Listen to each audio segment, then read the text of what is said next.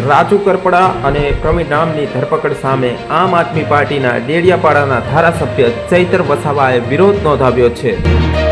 નર્મદા જિલ્લાના કલેક્ટરને તેમણે આવેદનપત્ર પાઠવ્યું છે। ખેડૂતોને થઈ રહેલા અન્યાય અને કરદાને લઈને તેમણે સરકારને આડે હાથ લીધી છે।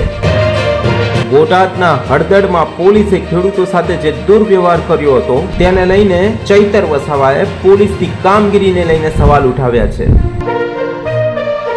પોલીસ સરકારને ઈશારે કામ કરતી હોવાનો આરોપ ચૈતર વસાવાએ લગાવ્યો છે।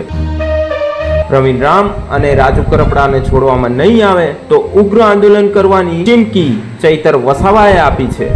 બોટાદમાં જે પ્રકારે આ કરદા પ્રથાના વિરોધમાં ખેડૂતોની એક શાંતિપૂર્ણ રીતે એક સંમેલન મળ્યું અને મહાપંચાયત યોજવામાં આવી ત્યારે પોલીસે પરવાનગી ન લીધીના નામે જે એમની સાથે જે દુર્વ્યવહાર કર્યો છે, લાઠીચાર્જ કર્યો છે, ઘરના બારણા દરવાજા તોડીને જે એમને ખેડૂતો જગતના તાત સાથે જે એમણે વ્યવહાર કર્યો છે જેને અમે સખત શબ્દોમાં વિરોધ કરીએ છીએ। અને જે પણ અમારા ખેડૂત નેતા રાજુ કરપડા હોય કે પ્રવીણ રામ હોય એની સહિત જેટલા પણ ખેડૂત આગેવાનોને એમણે એરેસ્ટ કર્યા છે અને જેલમાં નાખી દીધા છે। ત્યારે આ ગુજરાતમાં ખેડૂતોના ખૂબ મોટો આક્રોશ છે અને આવનારા દિવસોમાં પણ આ આંદોલન આગળ જશે એમાં અમે બધા સાથે છે।